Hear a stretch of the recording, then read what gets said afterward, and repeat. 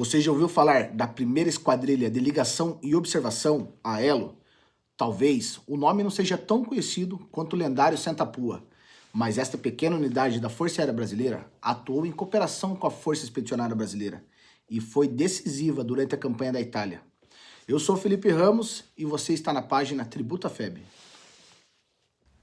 Quando se fala na participação da Força Aérea Brasileira na Segunda Guerra Mundial, a maioria das pessoas lembra imediatamente do lendário primeiro grupo de aviação de caça, o Senta-Pua.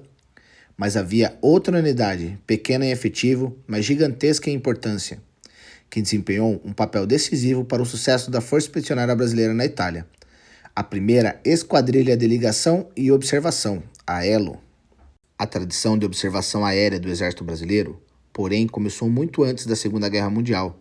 Sua origem remonta a 1867, durante a Guerra da Tríplice Aliança, quando o Duque de Caxias determinou o emprego de balões cativos para observar as fortificações de Curupaiti e Humaitá.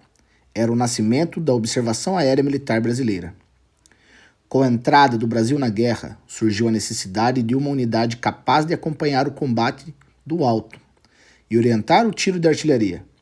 Para isso, foi criado um curso expedito de observador aéreo na antiga Escola de Aviação Militar, formando militares do Exército e da Força Aérea Brasileira, que daria origem à primeira Esquadrilha de Ligação e Observação.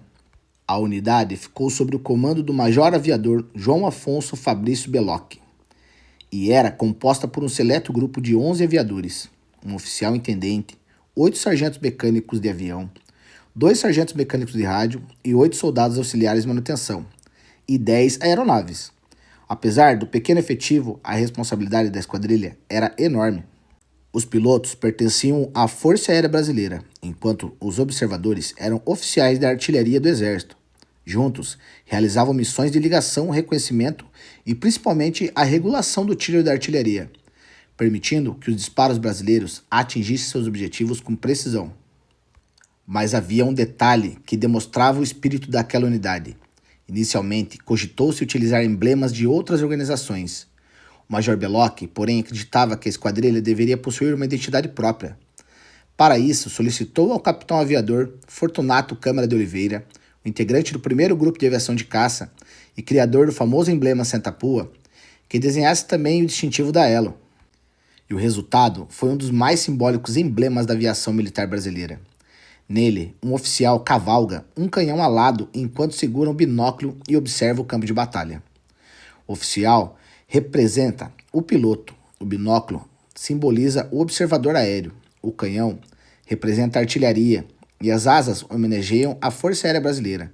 O céu representa a imensidão dos céus e as nuvens brancas simbolizam o desejo pela paz. Na parte inferior do emblema aparece o lema que acompanhou toda a unidade: olho nele. Durante a campanha da Itália, os brasileiros voaram os pequenos aviões Piper L4, aeronaves leves com motores de apenas 65 cavalos de potência, sem armamento, sem blindagem e com cabine aberta, e não aquecida. Enfrentavam o rigoroso inverno dos Montes Apeninos, pistas improvisadas, baixa visibilidade e constante fogo de artilharia alemã.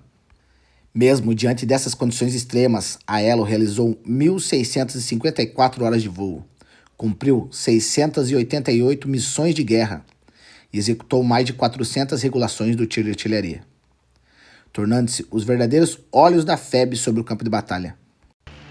Embora seja menos conhecido do que a aviação de caça, a história da primeira esquadrilha de ligação e observação demonstra como a integração do Exército e a Força Aérea Brasileira foi fundamental para o sucesso da campanha na Itália.